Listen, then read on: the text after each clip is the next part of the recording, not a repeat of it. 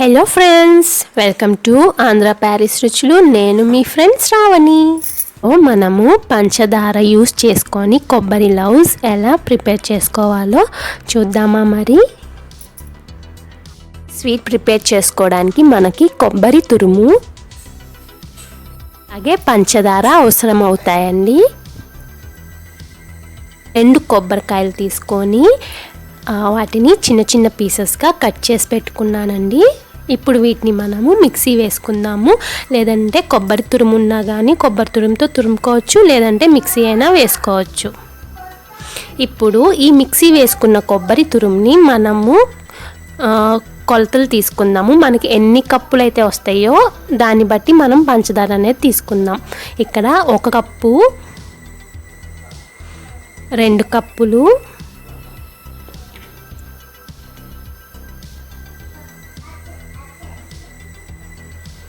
3 కప్పులు. మనకి 2 కొబ్బరికాయలతో 3 కప్పుల కొబ్బరి తురుము వచ్చింది కదండి. సో 3 కప్పులకి పంచదార అనేది 2 కప్పుల పంచదార సరిపోతుంది.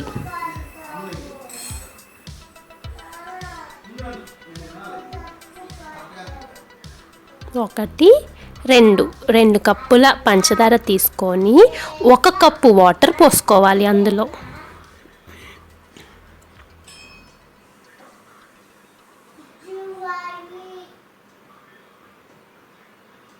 సో 1 కప్పు వాటర్ పోసేసుకున్నాం కదండి. ఇప్పుడు ఈ పంచదారని మనము పొయ్యి మీద పెట్టుకొని పాకం వచ్చేంత వరకు మరిగించుకోవాలి. ఈలోగా మనము యాలుక్కాయలు కూడా కొట్టుకొని పెట్టుకుంటున్నాను. యాలుక్కాయ పొడి ఉంటే వేసుకోవచ్చండి, నా దగ్గర లేదు. సో నేను ఒక 3 యాలుక్కాయలు తీసుకొని పొడి చేసుకుంటున్నాను. ఇలా బబుల్స్ రావడం స్టార్ట్ అయినాయి కదండి. అప్పుడు పాకం అనేది మనము ఒకసారి చెక్ చేసుకుందాం. ఒక వైట్ ప్లేట్ తీసుకుంటే బెస్ట్ అండి. అందులో వాటర్ పోసుకొని పాకం అనేది వచ్చిందో లేదో చెక్ చేసుకుందాం. మనకి పాకం అనేది ఉండ పాకం వస్తే సరిపోతుందండి.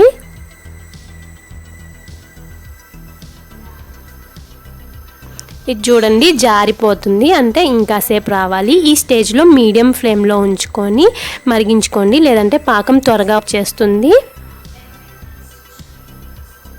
ఇప్పుడు నేను ఇందులో యాలుక్కాయ పొడి అలాగే నెయ్యి కూడా యాడ్ చేసుకుంటున్నాను. 2 టేబుల్ స్పూన్లు. నెయ్యి అనేది ఆప్షనల్ అండి, యాడ్ చేసుకోకపోయినా పర్వాలేదు. మన స్వీట్ అనేది బాగానే ఉంటుంది.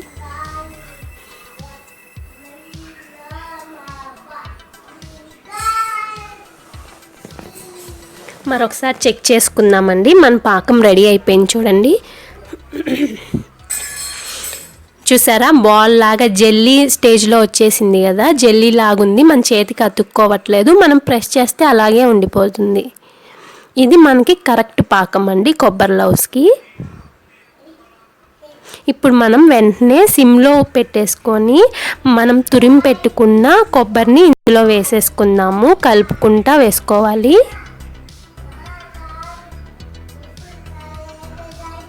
హైలో పెట్టుకోవద్దండి, కొబ్బరి తురుము వేసాక మాడిపోతుంది. మీడియం టు లో ఫ్లేమ్లో ఉంచుకొని కలుపుకుంటూ ఉండాలి. మధ్య మధ్యలో మన ఈ వాటర్ అంతా పోయేంత వరకు కలుపుకోవాలండి.